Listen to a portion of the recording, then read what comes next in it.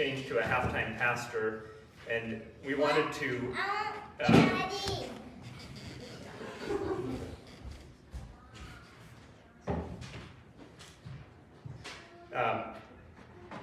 so we wanted to share some updates about both of those things. First of all, regarding Grant's sabbatical, first of all, welcome back, Grant.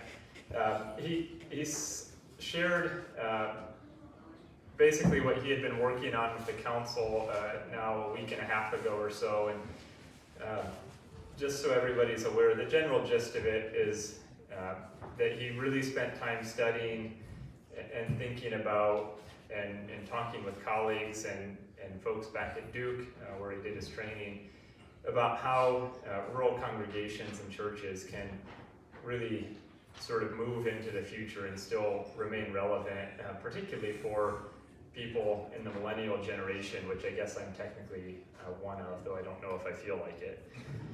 That's a millennial thing to say. Yeah. So we've had some update about that, and I think at a later date he also is going to provide some of that information and just what he spent time working on to the rest of the congregation as well. So be looking for that at some point. And then we also have spent a good bit of time talking about what the move to a half-time pastor is going to look like and what are reasonable expectations, both to make sure that we aren't really asking more of Pastor Grant than is fair when we're only compensating him as a half-time pastor, and also making sure that the congregation's needs are met, as well as possible given that limitation. And I just wanted to summarize for everyone basically what the expectations and responsibilities that council has laid out for Pastor Grant and that we've agreed on together are, just so that there's no misunderstanding or feelings like something isn't being done that should be, and whose responsibilities things are, because a lot more responsibilities are having to be and are being taken up by the council and other members of the congregation since that change. So the main things that Pastor Grant is still going to be responsible for, so obviously the weekly worship is a major thing in the sermon preparation, and then also the things that really only a pastor can do, like funerals and baptisms, weddings, and emergency pastoral care. And then, of course, meetings, like the council meetings and the ministerial association meetings and synod meetings will still fall under Pastor Grant's responsibilities, obviously, and the confirmation classes for the time being, he's going to continue to lead as well. And basically that's it. The other things that aren't a part of that list are going to have to be roles that are taken up by the congregation. And we have a lot of people that have been doing a lot of work that the pastors had previously been doing. And I'll specifically mention Becky and Danny Scheffel and Whitney Dahlgren have been doing a whole lot of work trying to keep the services going in the way that we know, and doing a lot of the secretarial duties that we don't currently have anyone being paid to do. And as a side note, if you know anybody that wants to be our church secretary, please let us know, because we've been trying and we just haven't been able to find anybody to fill that role. And then I'll also just mention, so one thing that we've discussed with Pastor Grant is having formal office hours basically for a half a day a week as well, and that's something that we anticipate starting soon now that he's off of sabbatical. Exactly what we haven't decided yet, but we'd really just encourage people that if you have things that you'd like to discuss with Pastor Grant, or you need pastoral care in some way, to really utilize those office hours and kind of make it worth his while. I know we've heard from a number of people on the council that having sort of that physical presence here is important, and so that's going to be something that happens and is fair. So he's going to keep you know, the basic record of what he spends his time doing in regards to those responsibilities, and then also to just make sure that, you know, we're getting what we want as a congregation from his service. So please, you know, we're open to feedback if people have it.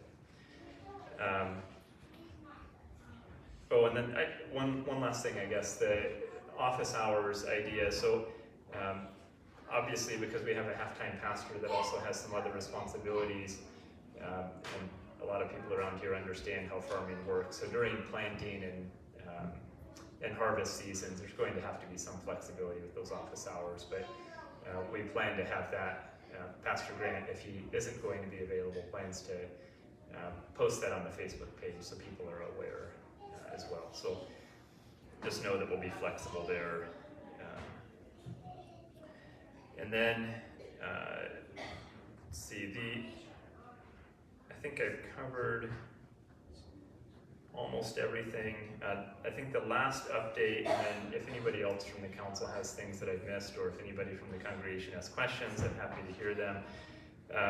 We are just trying to continue to work on adjustments to the way we do things in subtle ways to make them more efficient, because we have had volunteers taking on so many roles, and we don't currently have a secretary and haven't had any real obvious prospect for having one.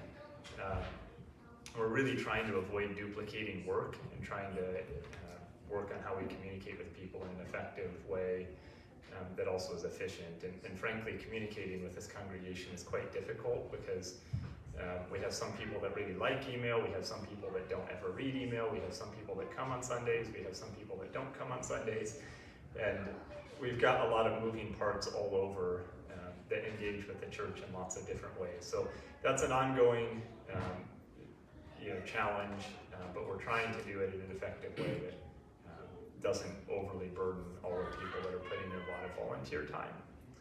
So I think that's all I have to say. And if I missed anything, speak up. Lord Austin looks like he has something to say, or if there's any questions. I'd like to thank Dr. Mike there for kind of picking up the torch last year through this difficult discussion of kind of the future of our church. And with that being said, one thing I want to pick up on, as a half-time minister, there's going to be some things that Grant's going to have to step back from. And I guess I'm going to be up here kind of being, I don't know if I'll take the role of bad guy or have the target on my back. I strongly encourage you folks, let's pick up a little bit. I guess one of the main things that I see is probably visitation, where we as a congregation can say, oh, hey, we haven't seen so-and-so. Let's just, take 10 minutes and go out and see them. And sometimes that 10 minutes turns into an hour and a cup of coffee. And I tell you what, for visiting some folks, that's the greatest thing in the world. We can't forget to do that. And I'm also going to strongly encourage you guys that if you say, well, gee, something just, I don't see it getting done. Well, we encourage you to take an active role. If you say, man, I'd like to see that done. Well, we encourage you to do that, or take it upon yourself to find a way for that, whatever project, be it little, small, or big, take that upon us, because it's not just, this church isn't just Grant, this church is us. We're a big body, we're a big group of folks, and we've got all kinds of talents, we've got all kinds of gifts that we can give. I look out in the audience here, and I can see so many different people with so much to offer. And so I just strongly encourage you guys to, if we're going to make this work,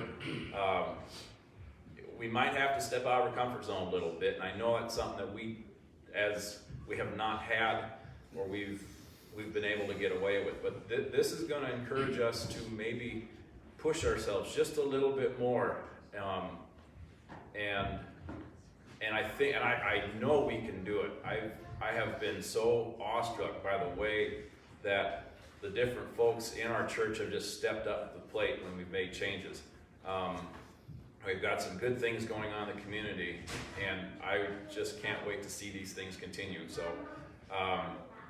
if you have any questions, get a hold of one of us, get a hold of me. We'll sit down, we'll figure it out, we'll try and figure out what we can do to keep our church going for probably, way past our lifetime. So it's here serving a purpose in our community, and namely serving everybody's opportunity to worship God and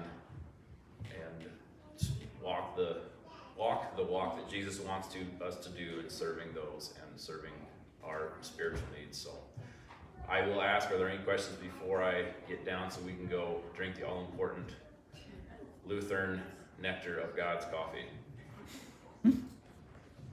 And if you wish not to ask now, I do encourage you to catch one of us, and we will have conversations and discussions. And as Mike said, this is kind of a fluid deal. We're learning as we go, so please be patient. We're gonna have to, there's gonna be some growing pains and things like that, but I think this is gonna be wonderful. It's gonna be a great opportunity for us in the future. So without further ado, thank you.